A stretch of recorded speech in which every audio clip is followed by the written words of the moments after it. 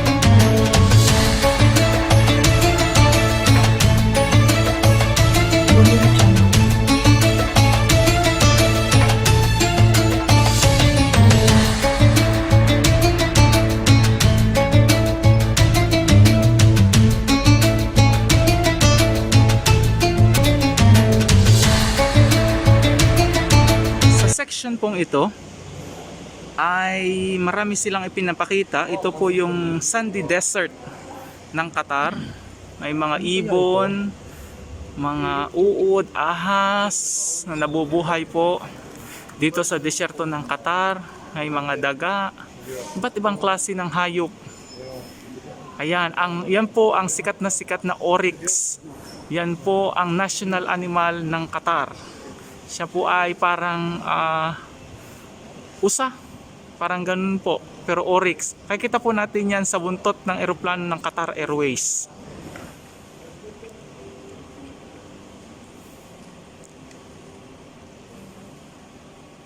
Ito naman po yung mga yamang dagat. Nakatanggal kay Jet.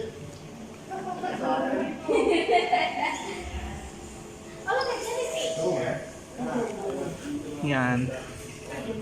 Pating, octopus. Dahil ang Qatar po ay ito po ay isang bansa na isla po ito.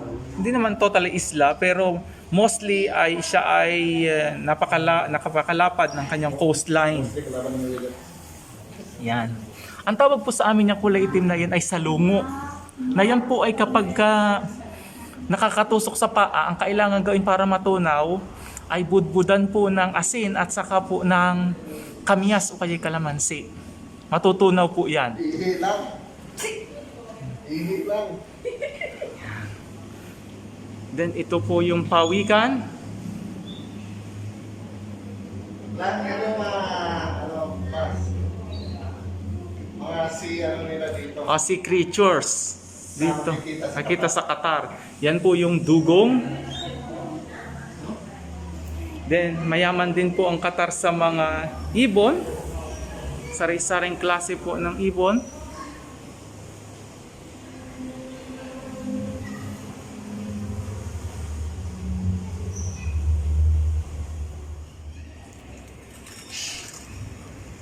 Ito pa po yung mga design dito.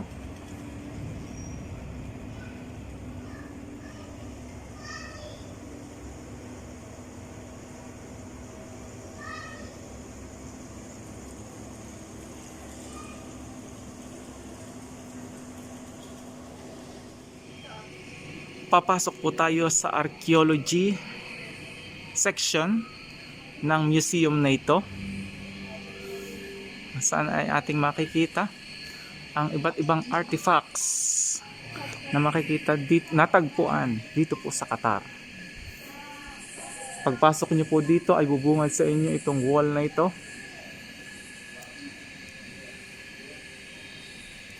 Na tila may mga ukit ng mga sinaunang tao na nirahan po dito sa Qatar.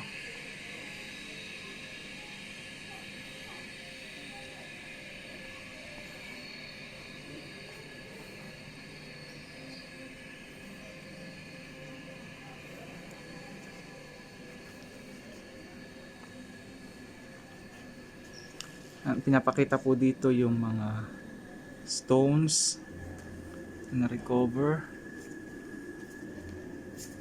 At bukod po dyan ay meron po silang katulad nitong multimedia na modern system kung paano nagsimula ang mga tao dito sa Qatar sa panahon ng mga bato.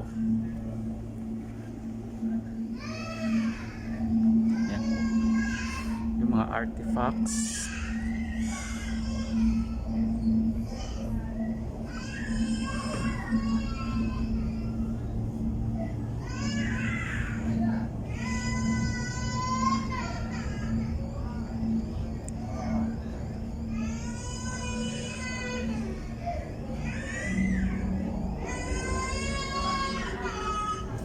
Po yung iba't ibang mga nahukay na mga artifacts po dito sa Qatar.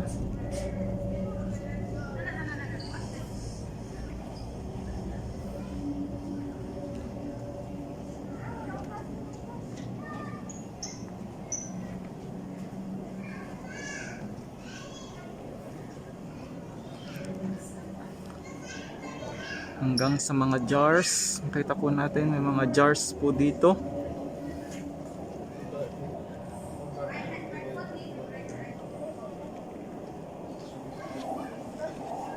Ito po yung unang coin o barya dito po sa Qatar. According po dito, yan po siya. These coins are Sasanian Empire. Yan pong mga nanirahan dito sa Qatar.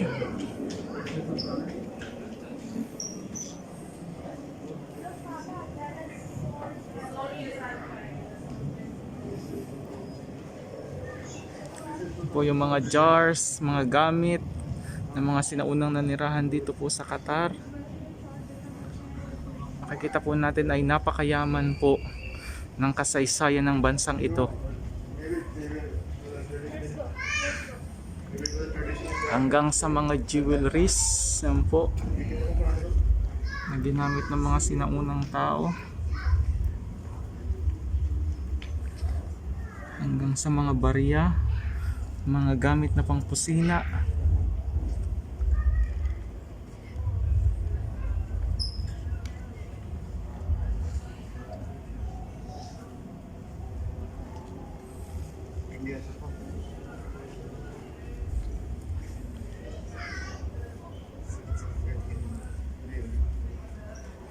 Yan, ito daw po ay nakuha sa isang barko na nag-wreck o lumubog na barko. You don't go like this, like from here to there, straight away. Mapapansin po natin ang mapa ng ating minamahal na bansang Pilipinas, the Philippine map. Ang pinapakita po ang kung papaano ang ruta galing po sa Middle East. You don't go like in the middle of the water. People of this. At kasali po sa rutang iyan ang ruta ng papuntang Pilipinas. So kasali po sa kasaysayang ito na maaaring naglakbay dito po sa Qatar ang ating mga ninuno.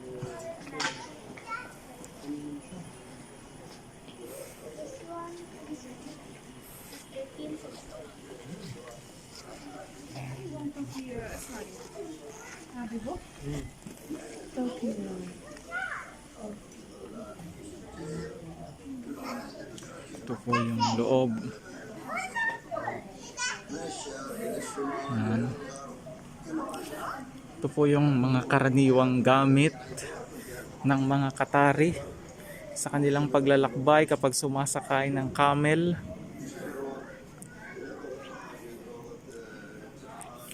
Kung hindi po ako nagkakamali, ito po ay sakayan ng babae kapag sumasakay sa camel o sumasampa sila sa camel. Yan. Ang karaniwang pong hayop na sinasakayan nila dito sa Middle East na hayop ay camel. Kaya yan po yung ipinantataklob nila o sinasakayan nila doon po sa likod ng camel.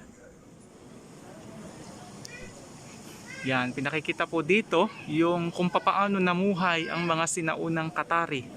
Namumuhay po sila sa tent. Bago pa po madiscover ang petrol sa Qatar, ay ang mga sinaunang Qatari ay naninirahan po sa mga tent sa disyerto. Ganyan po ang itsura ng tent nila.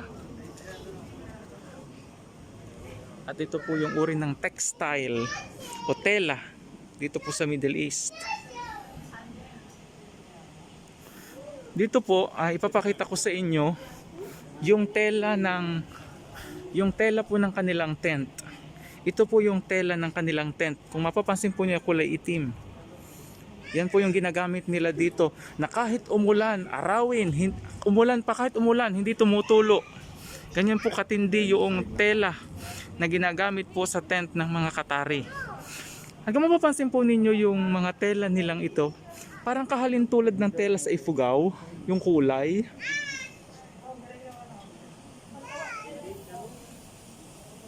Yung kulay niya at saka yung texture niya, parang kahalin tulad ng tela ng mga Ifugao. Pero itong kulay itim na ito na ginagamit nila sa tent, makapal po ito. Makapal siya. Ito daw po yung ginagamit ng mga sinaunang Qatari sa paggawa ng chai at kape. Kung mapapansin po nyo, nanonood kayo nung cartoons na Aladdin, ayan po yung, ganyan po yung parang lalagyan ng mga tsaa nila, mga kape. Yan. May mga sandok din dito. Mapapansin niyo dito, may virtual o parang may nag-iihaw dito. Ang galing naman ng technique na ito. Ang galing ng ano na ito, na parang buhay yung apoy, pero ano lang po siya. Parang video lang po siya. Pero kung titingnan mo, parang tunay na apoy siya. Ang ganda. Yung si Keeper. Pumapasok sa ano? Tapos ito po, Pasok yung ulo nila sa yung parang hihip para lumakas yung apoy. Sa halip na gagamitin ay bibig, gaganituhin lang po siya. Hihipuin siya ng ganyan. Yan. Tapos baba taas lang ito, baba taas para lumabas ang hangin at mahipan yung baga para lumakas ang apoy. Tapos yun, may ilawan. Tapos yan, lalagyan po yan ng incense at kamangyang para bumango yung loob ng tent nila. So yan po yung set ng kanilang coffee or tea, kung paano sila naghahanda. Bago po na-discover ang petrolyo sa Qatar, sabi ko nga po kanina, naninirahan sila sa disyerto. At ito po yung pangkaraniwang gamit ng mga karaniwang Qatari. Para din po sila yung mga ninuno natin, na gamit po niyang mga ganyan po.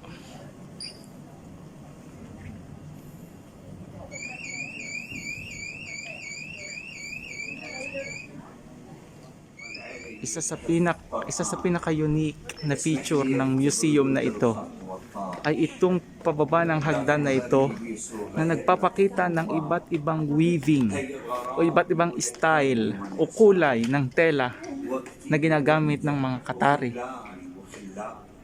حييك وعليك عن ماضيك ومصابك وحرصت يا شوق منتزه على شانك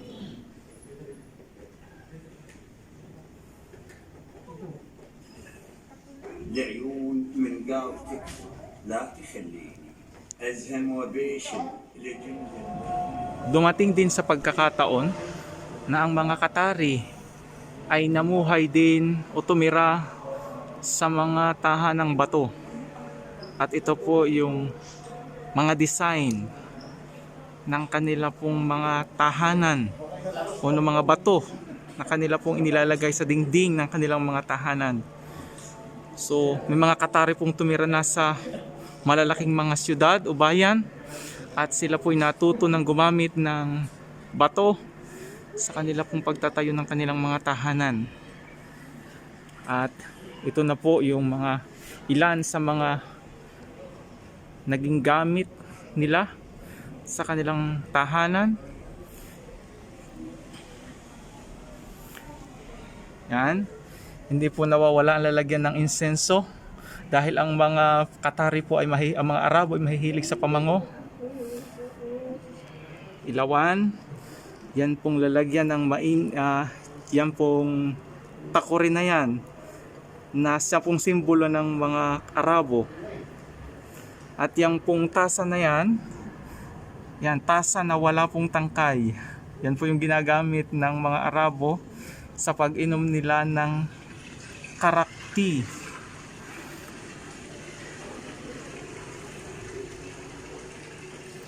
Yan, ang laki ng lutuan oh.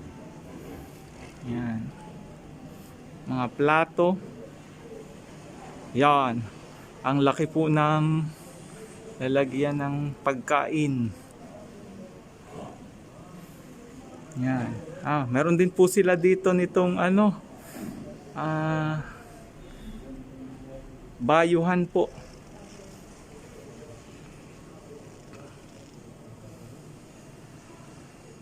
Ito pong aking susunod na ipakikita ay ito daw po ay pearl carpet.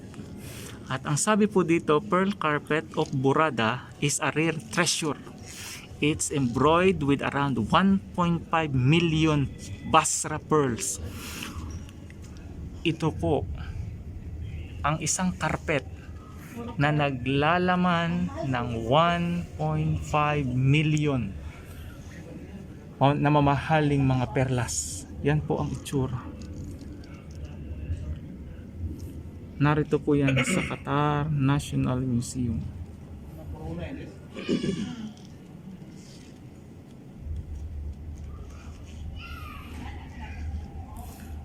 At kung hindi po ako nagkakamali, bukod sa perlas, parang may mga gold din po siya. May mga diamond na kumikislap-kislap.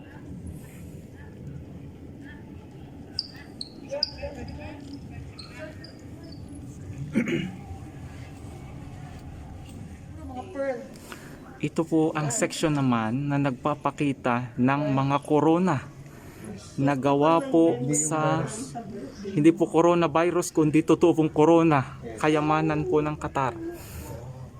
Ito po ay yari sa pearls. Ito pong mga corona pong ito. Maituturing na kayamanan po ng Qatar ng mga sinaunang panahon bago pa na-discover ang petrol ay ang perlas po. Kaya po meron po ditong tinatawag na Pearl of Qatar.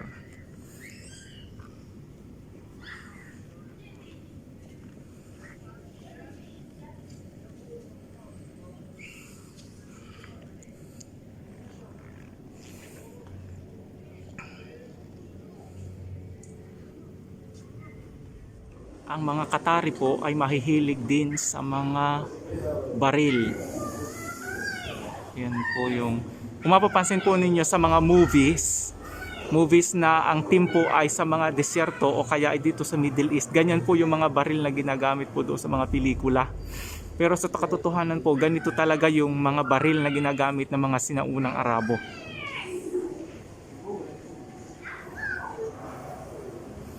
Ginagamit nila yan. Yan po yung pangkaraniwang pamumuhay ng mga sinaunang Qatari. Yan. Ito pa rin po yung isang example ng sword na ginagamit po ng mga Qatari o ng mga Arabo. At may isang espesyal na baril dito. Yan. Parang ang itsura niya ay 45. Babasahin po natin kung kanino ang baril na ito. It is a pocket knife, sword, pistol, and bistakta o pearl chest belong to Sheikh Jassim. So pag-aari daw po siya ng isa sa naging ruler o hari ng Qatar. Ito po yung tinutukoy na knife at yan po yung sword niya. Pag-aari po yan ni Sheikh Jassim, ang isa sa naging ruler ng Qatar. Ang section naman pong ito ay, ang nasa larawan pong ito ay isa din sa mga ruler ng Qatar. Ang pangalan po niya ay si Sheikh Abdullah. Sword, knife, dagger, pistol, and 2-bolt action rifles belong to Sheikh Abdullah. So Sheikh Abdullah po ay isa rin sa naging hari o ruler ng Qatar. Titingnan po natin yung mga pistol at mga baril na pag-aari niya.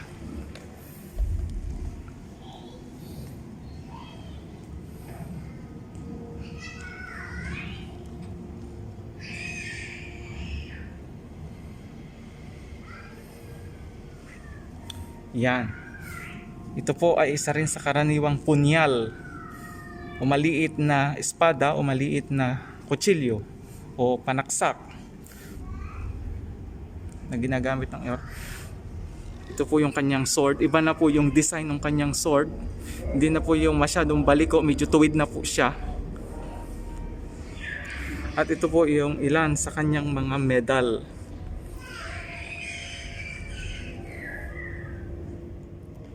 Gaya po ng aking sinabi kanina, ang Qatar, ang pangunahin niyang nagkakabuhayan ng mga unang panahon bago pa madiscover ang petrol ay ang perlas. Yan po yung iba't ibang hugis kung paano nila ginagawa po ang pearl. At sila naman po ay ibinebenta po nila yan sa iba't ibang mga bansa.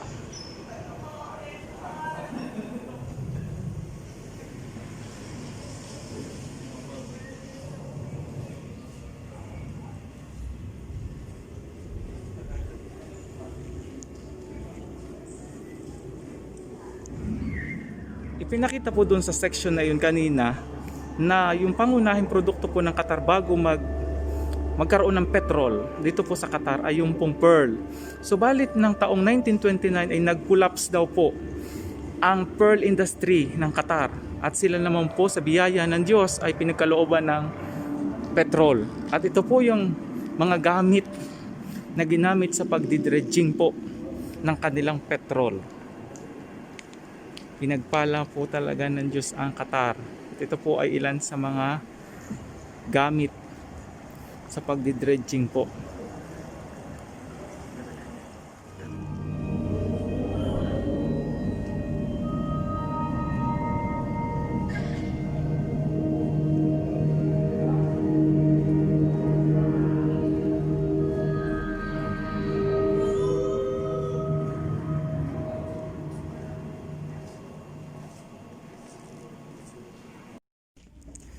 Ito po ang mapa ng Qatar.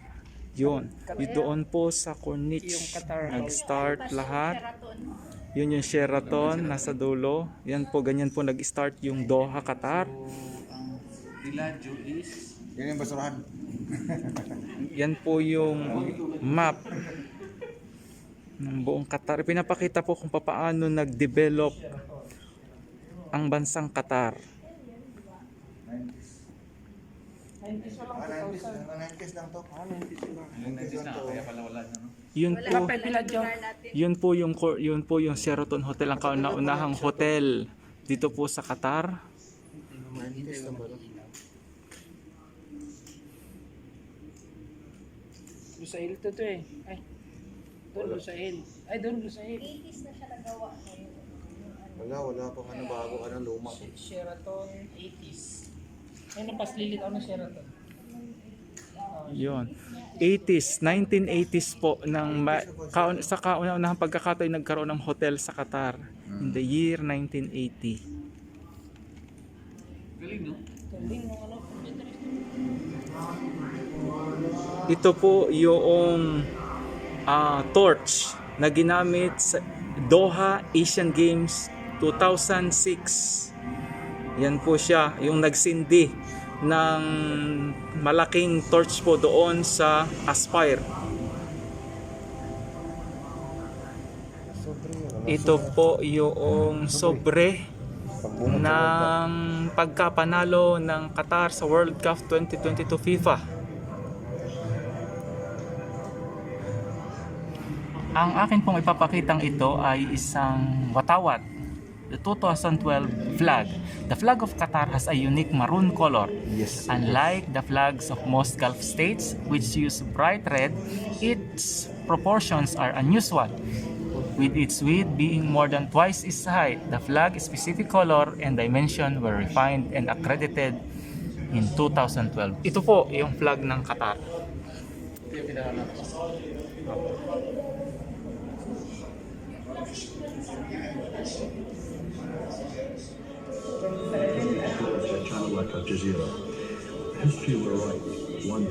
Siya po ang kasalukuyang hari ngayon ng Qatar, si Sheikh Tamim bin Hamad bin Khalifa Al Thani.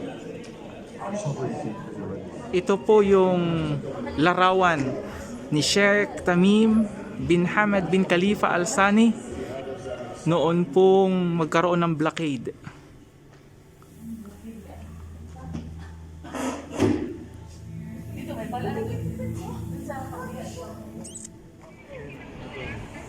Assalamualaikum warahmatullahi ta'ala wabarakatuh. Ito pong aking kinatatayuan ngayon, ito daw po ang Old Palace o yung lumang palasyo po o seat of government dito po sa bansang Qatar. At kasalukuyan po ang lugar po ito ay isa na sa bahagi ng Qatar National Museum. At kanina po ay atin pong nakita sa aking pong mga video. Pinakita ko po sa inyo yung loob at nilalaman ng Qatar National Museum. At dito po sa paglabas namin sa exit ng Qatar National Museum ay ito nga po bumungad sa amin. Itong isang lumang building na ganito. At ito po yung bahagi ng lumang palasyo po ng Qatar.